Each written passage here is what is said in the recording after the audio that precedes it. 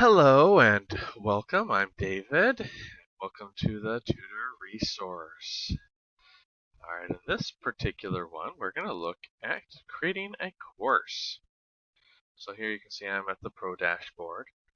This got products, not courses. Products are going to be later down the road. So if you are logged in and you're on the dashboard, you will want to go to the backroom dashboard by clicking here, which will bring you back here into your profile. We're going to go to course and we're going to click add a course. So when we add a course,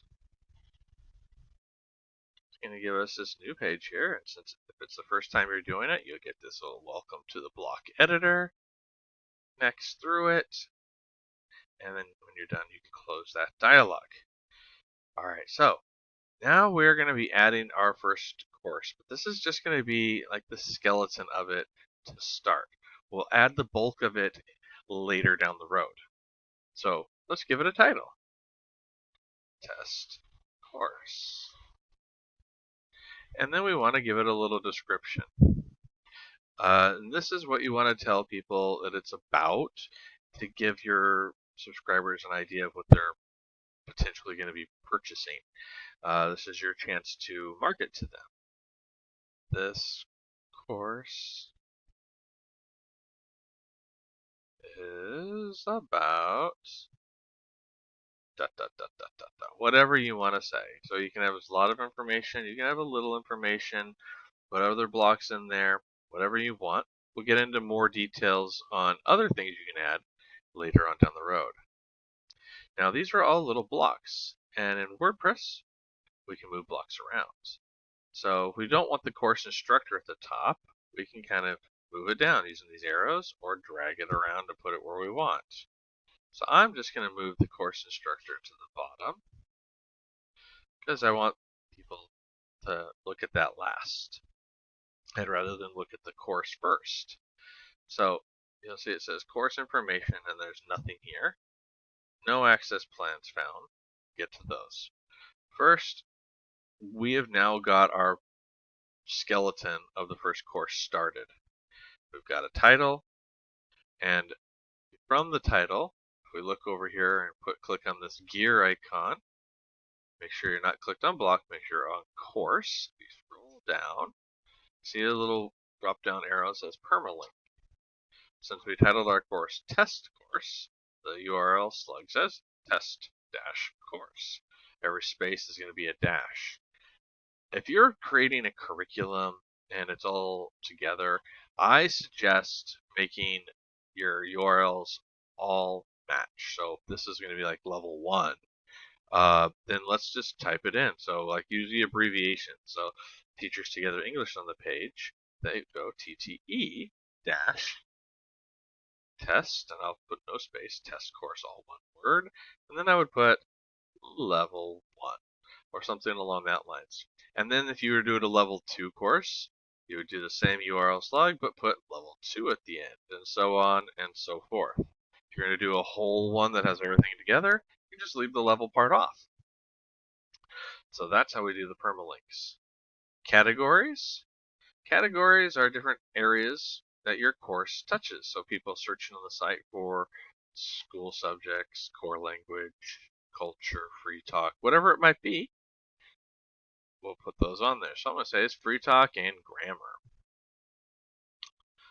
Alright, and then we look at difficulties.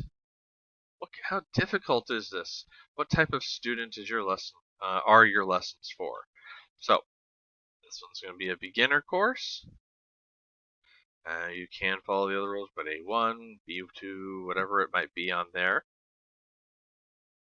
And there we go. So just know that your difficulties for your lessons.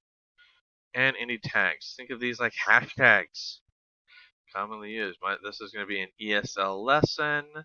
Like we put a TTE up there, so I'm going to say this is for Teachers Together English. So people search for Teachers Together, will find it. Whatever other hashtags you might be. Maybe your lesson is also about something unique like travel. and it has travel thoughts in there. So we'll put travel, put a comma, and I'll add it. Tracks, most people won't need these unless you're having a series of courses going on. We'll get into that more detailed lessons down the road. And setting your featured image. For these, I usually recommend using Canva to create an image. So I like to use the size 1080 by 1080 for the featured image. And so I'm going to just go ahead and select the image of myself for this particular case. Right, featured image is selected. And then I'll move my icon out of the way. Discussion. I like to allow comments. It's very nice. People can see other people's thoughts and comments. And if they like it, other people are more likely to try it. Post attributes, you leave that empty. Don't worry about Course Builder yet. That'll be for future down the road. Now, if your lesson is for teachers to use to teach to students, you don't really need this progress bar or the continue button.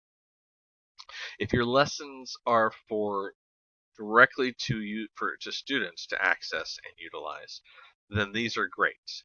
Students can click continue or can click finish, mark as completed, those types of things, and then it'll mark it on their outline that they've done that one so that the next time they log back in, they'll know not to do that. However, when an instructor is using it, they're using the same lesson for 20 students. So we don't want to mark it as complete, and they don't need a course bar. So we can remove this course progress. We can remove this button. Again, keep them if you're marketing your classes directly to students on demand type lessons. And then our sections is still going to be blank until we work on the course builder later. SEO, I will put the title of your course in here, so if people search for it, it's more relevant. It's going to come up. Your slug, again, that's that permalink that we talked about earlier. Meta description, describe your course in about 100, 150 words. This will change this area here. If I said this test course is for new vendors, tutor resource. You can see it started changing on the Google preview there. Now, SEO likes a certain number of words, so say it turned green when I got to a certain number of words. So again, you want to make sure that you're putting in here what you want people that are seeing it in search results to see. Other than that, you'll come down, course options. You don't need to worry about any of these just yet. Go to reviews, turn on enable reviews and display reviews. Now people will be able to review and rate your course, not just do in the discussion area. This is a really good feature. There's other things on here like restrictions if it's a prerequisite. So if you have a course that's going to student base, not teachers, you can enable a prerequisite. Maybe they have to complete level 1 before they do level 2. So you would set prerequisite level 1 and so on and so forth. And any other information in here, play around, take a look at it. Access plans we're going to get to in the next video. And same with student management. So as of right now, we're done with this one. So we're going to go ahead and save our draft. And we'll talk about some more in the next video. Again, remember to like and subscribe to stay up to date with the next video as it comes out.